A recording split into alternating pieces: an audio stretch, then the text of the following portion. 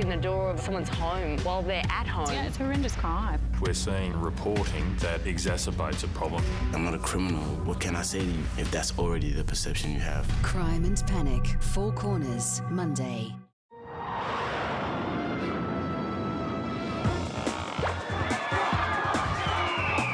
You're fired.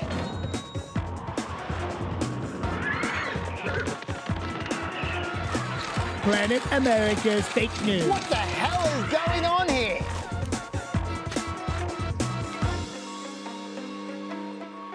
Hello and welcome to Planet America. I'm John Barron. And I'm Chaz Gidello. This week, just days out from crucial midterm elections, we'll look at the issues, the polls and the predictions. There's going to be a gender gap on steroids in this country. He is obviously seeing some numbers that he doesn't like. And we'll also look at the propositions and the state races that could have a national impact. And in the history department, how Trump could learn from Truman and turn defeat into victory 2 years from now. Governor Thomas E. Dewey today conceded the presidential election to President Truman. But first, as America goes to the polls, here's what they're talking about.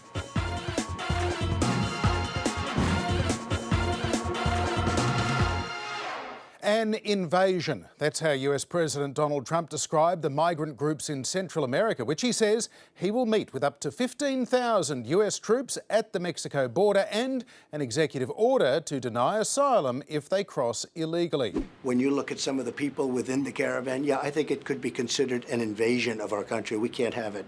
We can't have it from a cost standpoint. It's not fair to our citizens, John. These are some of the poorest people in the world coming up here. John, there's some dangerous people. These are some rough people. And just how rough are they? Well, the president tweeted out this ad. The only thing prepared is kill too.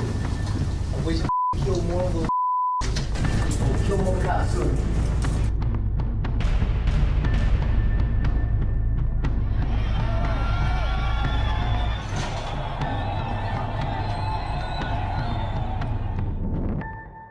OK, a quick fact check on that. That courtroom scene featured illegal immigrant Luis Bracamontes, who was sentenced to death earlier this year for the 2014 killing of 2 Sacramento police officers. There is no known link between Bracamontes and the migrant caravans. As for being the Democrats' fault, Bracamontes entered the US illegally and undetected a number of times and was deported twice, once in 1997 under Bill Clinton, a Democrat, and once in 2001 under George W. Bush, a Republican. Ohio Governor John Kasich and retiring Arizona Republican Senator Jeff Flake are the 2 Republicans to have condemned the ad so far, as have plenty of Democrats. One killer, though, with a link to the migrant caravan is Robert Bauer, who shot and killed 11 people at Pittsburgh's Tree of Life synagogue last weekend in what has been described as America's worst anti-Semitic attack. Bauer's social media posts reveal he liked the fact the migrant caravan was being described as an invasion. And just 5 minutes before his attack, he posted that the Jewish aid organisation HIAS, quote, likes to bring invaders in that kill our people, he said. I can't sit by and watch my people get slaughtered. Screw your optics, I'm going in. And he did. Rabbi Jeffrey Myers from the Tree of Life synagogue called on all politicians to calm their rhetoric. I want to address for a moment some of our political leaders who are here. Ladies and gentlemen, it has to start with you as our leaders. My words are not intended as political fodder. Stop the words of hate. John, how can you calm down when there's so much to be scared of? And they're coming in with diseases such as smallpox and leprosy and TB that are going to affect our people in the United States. Just to be clear, there is no evidence that anyone in the caravan has leprosy or TB, and smallpox was eradicated 40 years ago. Also, while Trump's talking about stationing a bigger army on the border than is currently in Afghanistan, I should point out that as of a week ago, there were only 3,600 people in the caravan, and that number was dropping. By the way, that caravan at the start of the week was here, 1,470 kilometres from the nearest border. I could fact check this stuff all day, but why bother? Shepard Smith's already done it for us. The migrants, according to Fox News reporting, are more than 2 months away, if any of them actually come here. But tomorrow is 1 week before the midterm election, which is what all of this is about. There is no invasion. No one's coming to get you. There's nothing at all to worry about. When they did this to us, got us all riled up in April, remember? The result was 14 arrests. We're America, we can handle it. I should say, though, there's no reason to panic, but there is an issue that needs to be addressed sensibly. Take this footage coming up. I can't believe I'm saying this, but it's actually from InfoWars. Yes, I know you're suspicious, I don't blame you, but there are people in this video who are also in the Reuters photos of the same event, so I think it checks out. Anyway, this video is from Mexico's southern border, where a second migrant caravan just broke through. These people throwing rocks do not appear to be defenceless asylum seekers, and pretty much everyone agrees America should have a functional system to process them if and when they eventually arrive. Yet, for their own political reasons, Democrats are mostly staying silent on this one. And the problem with all this is that, as conservative writer David Frum writes, if Liberals insist that only fascists will defend borders, then voters will hire fascists to do the jobs Liberals won't do. Just throwing that one out there, John. I can't believe we're finally using InfoWars as a source not to joke at. I know. Now, in other news, the man accused of sending pipe bombs to prominent Democrats and CNN has appeared in court following his arrest last weekend. This is 56-year-old Floridian Cesar Sayok, who's facing a sentence of up to 48 years in prison after a single fingerprint on one of the envelopes led the FBI investigators to his door. Sayok's social media accounts are littered with threats against Democrats, and his minivan is plastered with anti-Democrat and pro-Trump imagery. President Trump took to Twitter to blame the American media. There is great anger in our country, caused in part by inaccurate and even fraudulent reporting of the news. The fake news media, the true enemy of the people, must stop the open and obvious hostility to report the news accurately and fairly. That will do much to put out the flame of anger and outrage, and we will then be able to bring all sides together in peace and harmony. Fake news must end. Well, to be fair, John, Trump has uncovered some blatant media double standards. I was in the headline of the Washington Post, my name associated with this crazy bomber. Now, Trump bomber or something. But I was in the headline. They didn't do that with President Obama, with the church, the horrible situation with the church. They didn't do that. So Trump's upset that he's been associated with the actions of a massive Trump fanboy who tried to take out Trump's critics. Whereas Obama was never associated with the actions of Dylan Roof, who was a white supremacist who shot up a black church. Why was that? Well, the double standard. Look, I'm sympathetic to some of Trump's arguments. It's true that even while calling for civility, some media people have said some extremely over-the-top things. This president has radicalized so many more people than ISIS ever did. That's pretty over the top. Yeah, although Trump did say Obama founded ISIS. So. That is true. Look, I do think you shouldn't hold free political speech responsible for insane people doing insane things. And by the way, we'll be debating that question in our Facebook Extra right after this. In a very civil have a look way, at it. though. Oh, of course. But not blaming Trump for Cesar Sayok's actions is a very different thing to blaming Cesar Sayok's victims for Cesar Sayok's actions. Even Fox and Friends weren't swallowing that one. the press isn't the enemy, the people. Some of the things they say and the way they stack their shows, the president could look as though they're targeting him and he's got a case. But that broad statement does a lot of damage. Are they the enemy of the people? I don't think so either.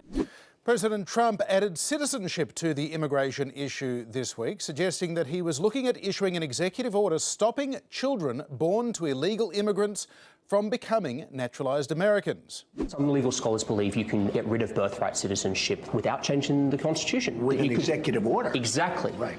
Have you thought about that? Yes. Tell me more. It was always told to me that you needed a constitutional amendment. Right. Guess 14th what? Amendment. You don't. You don't. Number one, you don't need that. Number two, I mean, that's in dispute. You could definitely That's very much in dispute. Well, you can definitely do it with an act of Congress, but now they're saying I can do it just with an executive order. They may be saying it, but they don't include Republican Speaker Paul Ryan. Obviously cannot do that. You cannot end birthright citizenship with an executive order. Well, here's what the president thinks of that. Paul Ryan should be focusing on holding the majority rather than giving his opinion on birthright citizenship, something he knows nothing about. Our new Republican majority will work on this, closing the immigration loopholes and securing our borders. I'll tell you who does know something about this. It's Judge James Ho, the man that Trump appointed to be the most conservative judge on the main appeals court in the country. And he said the Constitution plainly guarantees birthright citizenship to the US-born children of the vast majority of lawful and unlawful aliens. So there is that. Mind you, it would probably motivate Trump's base more if a court did strike it down, and that could possibly be the game plan. Oh, and by the way, Australians shouldn't be too smug about Trump here, because we abolished birthright citizenship in 1986. Well, of course, the other issue that President Trump wants very much on the minds of voters next week as they go to the polls, the rather robust state of the US economy. We have such a strong, when you go job numbers, when you go companies moving into our country, we have so many companies, big ones like Foxconn and like the car companies. They're moving back to Michigan, Wisconsin, Pennsylvania, South Carolina, North Carolina, Florida. They're coming back. Look, he's got plenty to boast about, John. The Small Business Optimism Index is currently at record highs. The World Economic Forum has rated the American economy the most competitive in the world for the first time in a decade. And just this week, the third quarter GDP growth figures were released, and they showed 3.5% growth, creating the best pair of growth results since 2014. In terms of annual growth rates, in orange there, you can see annual growth is now nudging 3%, which is a great result. Certainly good for the election campaign, but there are signs that this could be the economy's high point. Out of that 3.5% growth last quarter, nearly 2.7 percentage points of growth came straight from consumer spending, which economists fear points to an unsustainable sugar rush from the tax cuts. As for the sustainable investment that you'd hope the tax cuts would encourage, they only increased 0.8% in the third quarter. So there is a concern that the tax cuts may not end up creating long-term growth. Certainly that's what the Wall Street Journal survey of economists is predicting. You can see future growth dropping there back to standard Obama levels. But what the tax cuts have created is $1.3 trillion in government borrowing, right up there with the aftermath of the Great Recession. All that borrowing leads to higher interest rates, which leads to a stronger dollar, which leads to cheaper imports, and that leads to an all-time record trade deficit that Trump presumably is not enjoying very much. Meanwhile, the tariffs are leading to higher prices and to reduced corporate earnings growth. And before you know it, the Dow Jones has dropped back to where it was in December last year. And Donald Trump definitely would not be enjoying that. But at least he's got plenty to boast about for the election, and that will do for now. But from the international to the local, and state elections are a big deal. This year, there's the greatest percentage of contested seats for 46 years, and more contests means more money. The Democrats are spending $35 million on state races, twice what they did in 2016. But Republicans have upped the ante as well, with almost $50 million spent in state races. Throw in the funding of super PACs, and it all adds up, often in battles over one-off propositions, say about guns or taxes or climate change. So why don't I take a stroll through the highlights of this year's 155 ballot questions. Meet you at the wall. Big, beautiful wall. Okay, let's start with election law. And 3 states have a ballot to end gerrymandering by getting an independent commission to draw their electorates. Nevada's offering automatic voter registration when you get your driver's license. There are voter ID laws on the ballot in Arkansas and North Carolina. And this one's a big one, restoring the right to vote for 1.4 million ex-felons in Florida. If that gets up, that could be huge for 2020. There's increasing the minimum wage in Arkansas and Missouri, expanding Medicaid, which is free healthcare for the poor in 4 states. Tougher gun laws are in Washington, including raising the minimum age for guns to 21, banning offshore oil and gas exploration, and vaping in an indoor workplace. That has got to be Florida, yes. And so you can channel the Floridians who came up with that last idea. Some more states might legalise marijuana, and some other states might legalise medical marijuana. To the environment, Nevada and Arizona might move to 50% renewable energy by 2030. Washington might have a carbon fee, and Missouri just wants to reduce the time someone needs to be in an organisation before they're allowed to call bingo. That's the way, Missouri. You shoot for the stars.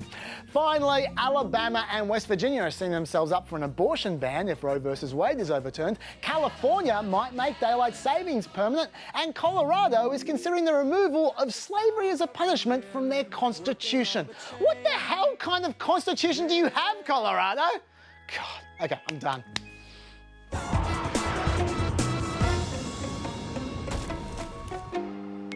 Lots of last-minute polls are coming through, so let's check out some of the key races. First to the United States Senate. In Florida, incumbent Democrat Bill Nelson leads Republican Governor Rick Scott by 2 points in the poll average. Another Democratic incumbent, Claire McCaskill, is 2 points behind Republican Josh Hawley in Missouri. She's making a late pitch for swing voters by attacking fellow Democrats like Elizabeth Warren. We'll see if that works. Also too close to call, the Senate contest in Arizona.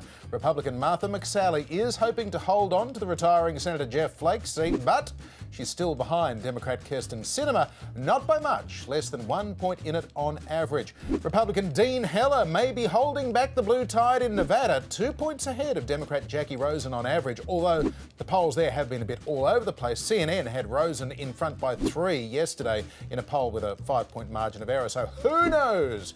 In Montana, Democratic incumbent John Tester is holding a small but consistent lead over Republican State Auditor Matt Rosendale, a little over 4 points, the average lead for Tester. Democrat Joe Donnelly is fighting to hold off a strong challenge by Republican Mike Braun in Indiana, just 1 point up on average for the Democrat. But two polls this week went in two different directions. Fox had Donnelly 7 points up, while CBS YouGov put Braun ahead by 3. Other Senate races we've been watching are well out of the margin of error now. Democratic incumbent Bob Menendez looking comfortable against Republican rival Bob Hugin in New Jersey. Menendez leading by 6.5 points in the average of polls. Republican Marsha Blackburn now looks like holding on to Bob Corker's seat in Tennessee over former Democratic Governor Phil Bredesen. That was probably a must-win for Democrats, hoping for an unlikely Senate majority. And the other Democratic moonshot in Texas is looking safe for Republican Ted Cruz, more than 7 points ahead of Beto O'Rourke. So if all those Senate races go according to those poll averages, the Republican Party will pick up a grand total of 1 Senate seat next week. It is a different picture, though, in the House, where polling is patchy, but the Democrats' 7.5 point lead in the generic ballot would see them pick up between 9 and 41 seats, with the average sitting on 25 seats. They need to flip 24 GOP seats to win a majority. And we have been tracking some of the more interesting gubernatorial polls. In Florida, Democrat Andrew Gillum is now holding a small but fairly consistent lead over Republican Ron DeSantis, 3 points on average there, although two polls this week had it down to a 1 point race. Meanwhile, in Georgia, Democrat Stacey Abrams is seeking to become the first female African-American state governor ever. Republican Brian Kemp is just under 1.5 points in front. That contest is also a battle over voting rights, and it is going to have some wider implications, one suspects. She even wheeled out Oprah Winfrey earlier today to campaign for her, Stacey Abrams. Of course, Chaz, there are lots and lots of toss-ups in there, so it is going to be a fascinating election day next Wednesday, our time. There seem to be an infinite number of polls out there at the moment, John, but still, there's not nearly enough. Never enough. Because there are a huge number of close seats this year. According to 538, there are 107 House seats that will be decided by a 10-point margin or less, compared to only 36 seats with a single-digit margin in 2016. That means 107 outcomes that could potentially surprise us. It's no wonder people are scouring the early voting figures for clues. Clues like in Texas, where early voters under the age of 30 have increased their turnout by 508% since 2014. Democrats relying on the youth vote would probably be heartened by that news, but not so much in Florida, where voters under 30 make up 17% of registered voters, but have only represented 5% of the early votes, whereas voters over 65 make up 18% of the electorate and have represented 51% of the early votes. Even worse news for Democrats in Nevada, where in one district the Republican candidate had some problems. First of all, he was a pimp. Secondly, he died. And yet Republicans are still beating Democrats in that district's early voting by 20 points. So as John Ralston put it, those folks would rather vote for a dead pimp than a live Democrat. Look, this is just a bit of fun. Early voting results are notoriously unreliable. If you want to see the big picture, you're better off looking at a poll aggregator like Real Clear Politics or 538. I did that for you a month ago, and I said I'd do it again just before the election. So here I go. Big, beautiful world.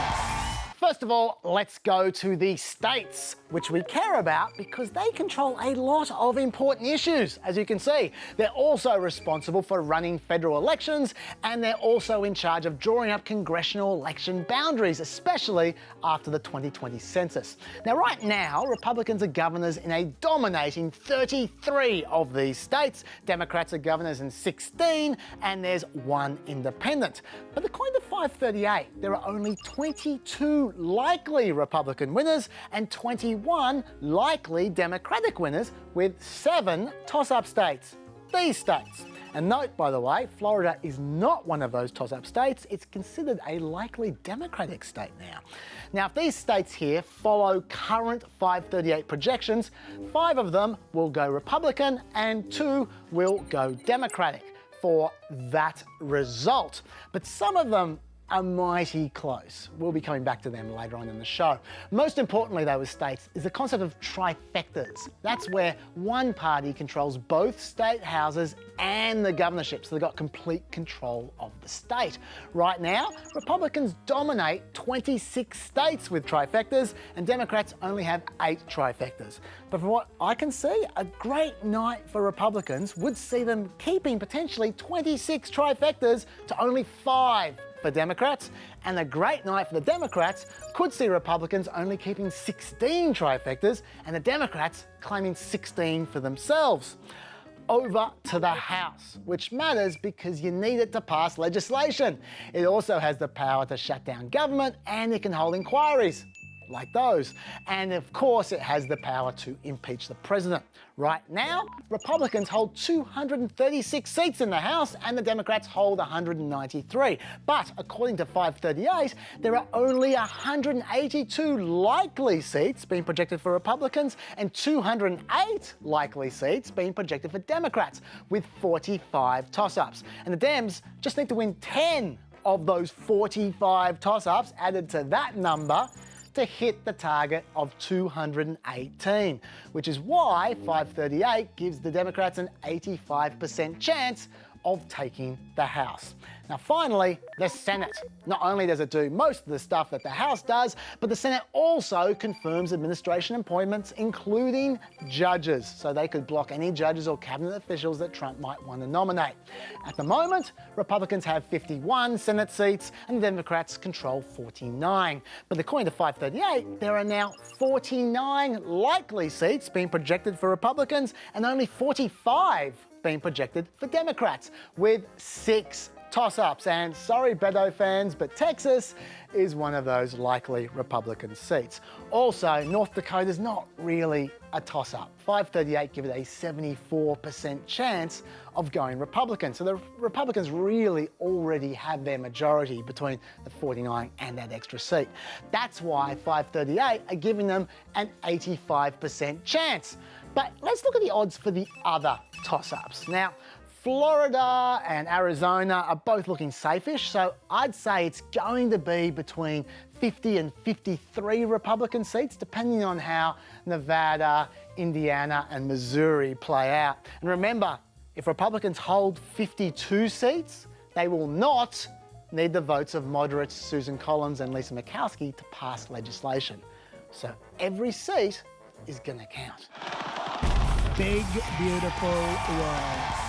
Well, joining us now from our studio in Washington, D.C. is Celinda Lake, one of the most respected Democratic political strategists and polling experts of the last 3 decades. Celinda Lake, welcome to Planet America. Thanks for having us. I wish I were there. Well, we're glad to have you there.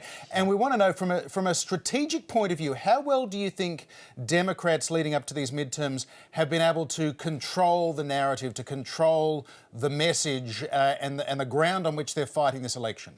That's a great question. And I think that we haven't controlled the narrative, but we have controlled our response to the narrative. So everything that Trump is doing is reinforcing our strongest positioning, which is we need to elect Democrats to be a check and balance to Donald Trump. We also, a lot depends on what his job performance is, and his job performance is going down right now. His job performance always goes down after major crises in our country, and of course the murders in Pittsburgh synagogue were a major crisis, and anytime the country feels like it needs to come together, Donald Trump's numbers understandably always go down. So we're really benefiting from lower job performance numbers and just a general sense, particularly among women voters, that we need a check and balance on Donald Trump. You just mentioned how Trump's numbers have gone down after the crisis, but just before the crisis, for a period of months there, it seemed like Trump's numbers were going up. Why do you think that was? Well, they go up and down. It's like being on a roller coaster, and it's chaos that he enjoys introducing. But his numbers were going up because the Republican base was getting more energized around the Kavanaugh confirmation hearings for the Supreme Court, around his immigration message, around improvement in the economy. But his numbers always go down after any major crisis in the country, particularly one where people think that people have to get united. Celinda, one of the groups within the American community that President Trump's numbers have always been pretty low is amongst female voters. How do you think that is going to play out next week? Because there's a bit of a sense that if there is a blue wave or something approximating it, it will be a female blue wave. That's right. It'll be a wave that women bring, women candidates, women voters, women donors. There's going to be a gender gap on steroids in this country. And the gender gap, of course, is the difference between the voting of men and the voting of women. Usually men vote Republican, women vote Democratic. And usually that gap is about 10, 12 points. It's looking as high as 30 points now. We have seen college-educated women in this country so anti-Trump that they've even changed their party identification, which people never do. And then even blue-collar women, and certainly women of color, are feeling very strongly anti-Trump. Democrats have also been quite anxiously following under-30s voters for this election. Why do you think under-30s voters tend to not turn out so much? And do you think it will be different this time around? I pray it'll be different this time around. So even right now, millennials, only 31% of them say that they are interested in voting. That compares to an average for the electorate of 53, 56%, and among, say, those college-educated women, 61, 67%. Millennials always drop off in midterm elections, and if things had just been normal, there would have been 17 million millennials who voted in 2016 who didn't vote in 2018. But we are hoping, millennials are very energized around the issues around intolerance, around racism, around immigration, around gun violence, and we're hoping that they make the connection between that energy and voting, that they just don't participate in social media, participate in the next demonstration, but actually connect things to the vote. And I think we don't know yet how that will turn out. We are still looking at, according to the poll averages at least, a pretty standard first-term backlash midterm election against an incumbent president. Why isn't this looking like a bigger rout against President Trump, given his historical unpopularity? Have Democrats squandered a chance here? I don't think Democrats have squandered a chance. I think we fought hard for the chance. But there are several factors. There are structural factors that work against us. One is reapportionment. We have to get 57% of the votes to get half of the seats because of gerrymandering, where the districts have been drawn to favor the Republicans. And we're desperately trying to turn that around by 2020 and 2022. We have only a third of our Senate is up at any one time, and the third of the Senate seats that are up right now are disproportionately in Trump country. So you have a lot of U.S. senators, Democrats, fighting to hold on to their seats. But in the House, where I think you'll see the true wave, or I prefer to call it a swell, the average change has been 23 seats. We need 25 seats. We need 23 seats to win. We're going to get the 23 seats. The question is it going to be more like 25 seats, 30, 35, 40? We really don't know. Well, Celinda Lake, we really appreciate your analysis. Thanks so much for your time today. Thank you for having me. Well, let's get the view from the other side. Liz Mayer, she's a former online communications director for the Republican National Committee and has worked on campaigns including John McCain and Rick Perry's presidential runs. Liz Mayer, welcome back to Planet America. Yeah, thanks for having me. So, we've been hearing President Trump increasing the rhetoric around the immigration issue this week. Politically, is this a winner for Donald Trump? I think the general consensus seems to be that it's not. I certainly know a lot of Republicans who have very divergent views about the immigration issue, who all seem to be united in believing that this is actually not helpful. I do think what's interesting about it is, in my personal opinion, he would not be going to this particular trough if he did not believe that he was having a problem turning out his own base for Republican candidates heading into this election.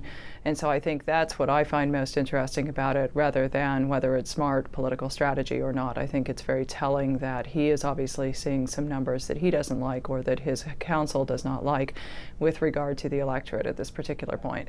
Liz, are you one of those people who feels that Trump's rhetoric is a cause of violence, or do you feel that his rhetoric might be a symptom of something greater that could be causing violence? I think it's mostly a symptom. At the end of the day, Donald Trump didn't come out of nowhere.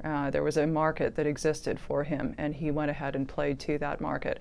I certainly do think that there are statements that he makes that are very incendiary and do have the effect of provoking people and inciting people.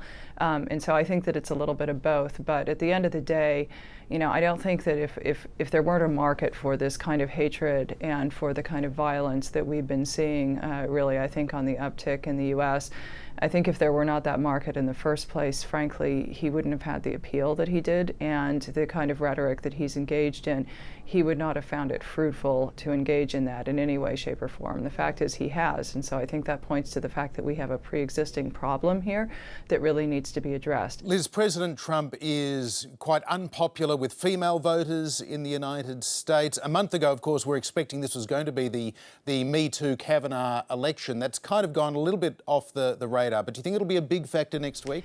Well, I think one of the things that everybody needs to bear in mind is we still tend to think of Election Day and people voting as only happening on this Tuesday in November. The reality now, though, is that in most states you have a large contingent of people, in some cases 100% of the population, who are voting by mail, voting absentee, or you have people who are doing early voting. So we can talk as much as we want sitting here in my time Thursday evening about sort of what the dynamics are right now and where female voters are and where they're going to come down on Tuesday. But the reality is that for a lot of these seats that are in play, actually the die has already been cast. And I think in some cases what happened with Kavanaugh is actually going to be helpful to Republicans. There are some states where absentee ballots went out so early that really at the peak of Republican unity surrounding Kavanaugh, that's when Republicans were getting those ballots. And I imagine that most of those Republicans probably will have just gone ahead and ticked the box for the Republican without thinking about it again. So I think in some places that might help. I think in others, you don't have that trend. And obviously the dynamic in the last 2 weeks of the campaign has been dramatically different to what you saw in the immediate sort of Kavanaugh and post-Kavanaugh period. The Midwest seemed to turn so hard for Republicans in 2016, yet at the moment we seem to be on the verge of the Midwest in particular turning hard back against the Republicans. Why do you think that might be? It's a little bit harder for me to gauge the Midwest because you don't necessarily have the same proportion of people who are voting early, voting absentee. You do have quite a few people who actually do go vote on the day, and so the dynamic is a little bit different there. But if you look at generally what's happened with the Midwest in terms of its overall economic trajectory, when you're looking at it over the course of, say, the last century, I think it's fairly easy to understand why people there would tend to alternate between parties and not necessarily be locked down with one or another. I think that there really is a sense that both parties pretty routinely fail them, and so they are willing to shop around in a way that you don't necessarily see when you're looking at, say, broadly a state like California or a state like Washington. Liz Mayer, thanks for joining us again. Yeah, as always, thank you. OK, so all things being equal, next week's midterm elections seem likely to see Democrats take control of the House of Representatives, while Republicans are pretty confident of retaining their Senate majority. For President Trump, a divided Congress will make legislating difficult, and House committees can certainly turn up the heat on any number of potential administration scandals. But gridlock on Capitol Hill may also provide President Trump with an opportunity to win a second term in 2020. November 1946. Democrat Harry Truman has been president for 18 months since the death of Franklin Roosevelt. World War II is over, the troops are home, but after the long, hard years of fighting, America is struggling to adjust to the realities of peacetime. More than 5 million workers walk off the job as the United States is riven by strikes. Truman's approval rating of close to 90% at the end of the war has fallen back to earth with a thud to around 32%. Republicans sweep the midterm elections, picking up 56 seats in the House and 13 in the Senate, taking majorities for the first time since the pre-Depression election of 1928. President Truman calls a joint sitting of Congress to announce a new foreign policy which came to be called the Truman Doctrine. With Britain and France weakened by war and Germany and Japan defeated, America would be the world's defender against communism. If we falter in our leadership, we may endanger the peace of the world, and we shall surely endanger the welfare of this nation.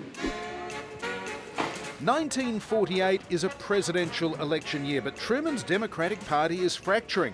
Former Vice President Henry Wallace leaves to run for president under the banner of the left-wing Progressive Party. And some Southern Democrats walk out of the convention over a civil rights plank in the party's platform. And we bid you goodbye. Remaining Southern states try to block Truman's renomination, but fail. Harry S. Truman, having received a majority of all the votes cast, I therefore declare him the Democratic nominee for President of the United States. Segregationist Dixiecrats then nominate their own presidential candidate, Strom Thurmond. It's all very messy. In his convention speech, Truman calls Congress back into session to pass his legislative agenda, knowing full well they won't do it, but setting up the major theme of his campaign.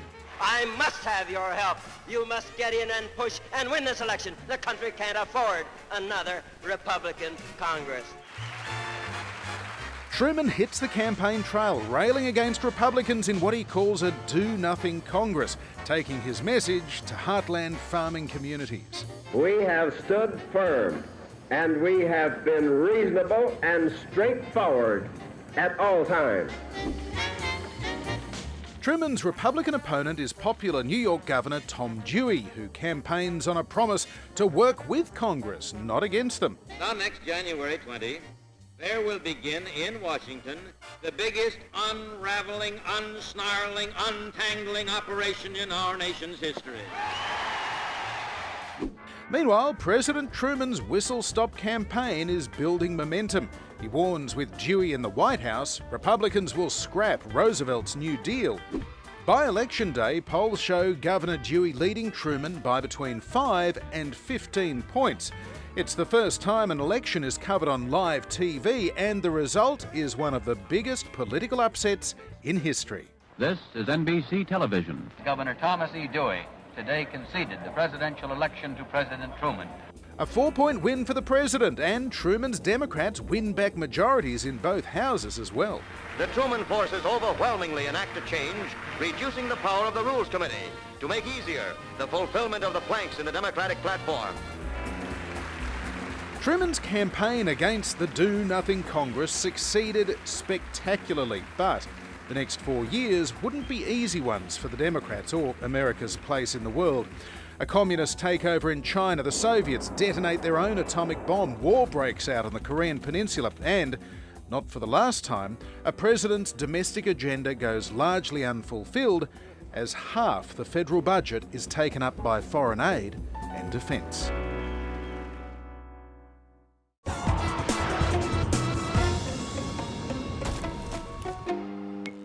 Now, before we go, some of you may foolishly not be watching the ABC's coverage of the American midterms on Wednesday afternoon. Why wouldn't you? I don't know. but apparently some don't. Some watch Fox or CNN's vastly inferior coverage, apparently. Look, if you're watching them, you may want some particular seats to focus on to help you wrap your head around the whole thing. So, introducing my Election Day checklist. Now let's start with the governorships. Everyone's talking about Florida, of course, a super important state where Andrew Gillum is already looking like a potential future presidential candidate. And he's got a 78% chance of winning according to 538. No favourites in Wisconsin, Nevada and Georgia though, and especially in Ohio. Those are 4 nail-biters right there. And all 4 states will be critical in 2020, so those governorships will be very handy for whoever wins them. Finally, Chris Kobach is on the edge in Kansas. No one, of course, is more obsessed about voter fraud than Kobach. And remember also, Kansas was where the last governor ran that unsuccessful experiment with massively cutting taxes. Well, Kobach wants to try all that again. So will Kansas reject him? Over to the Senate now, and we have 2 up-and-comers who look like they're losing, Beto O'Rourke in Texas and John James for the Republicans in Michigan. But how much will they lose by? Because both are seen as having huge futures for their parties. If they can keep the deficit below 5 points, say, that would give them a much bigger boost than if they suffer blowouts of over 10. Then we've got the 5 seats that will decide the outcome in the Senate. Florida, Indiana, Arizona, Missouri and Nevada. Now, if the Democrats win them all, it's a 50-50 Senate, and Republicans will desperately want to win 2 or more of them so they don't have to rely on either Susan Collins or Lisa Murkowski in the Senate to get stuff done. Finally, to the House, and the first scalp on offer is in Iowa 4, Steve King. Not the novelist guy, but the white supremacist guy. He's looking vulnerable there, as is Dave Bratt in Virginia 7. He's a potential leader of the Freedom Caucus, but he's also in trouble, as is Putin's favourite congressman, Dana Rohrabacher in California 48. Now, there are 3 moderate Republicans with tough fights on their hands too. Carlos Cabello in Florida 26 is the most environmental of the Republicans. He's even proposed a carbon tax. He's also very moderate on immigration, and he is struggling. Will Hurd, the biracial ex-CIA agent in Texas 23, and Maria Salazar, the Hispanic journalist running in Florida 27, are both seen as potentially important players in a post-Trump GOP, but that is only if they win. The corrupt club of Chris Collins in New York 27 and Duncan Hunter in California 50 have both been indicted.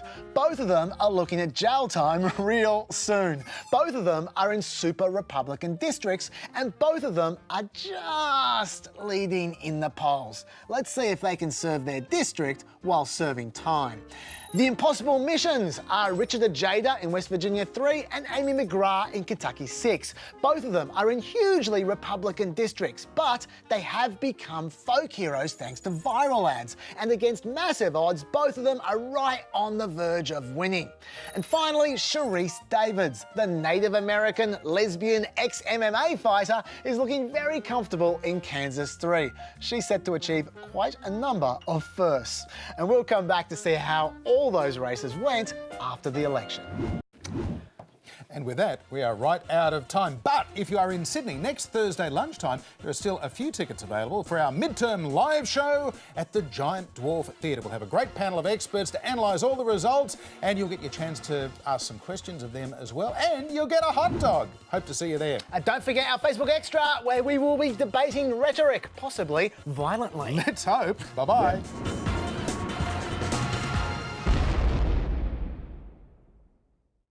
White Kravitz had to be straight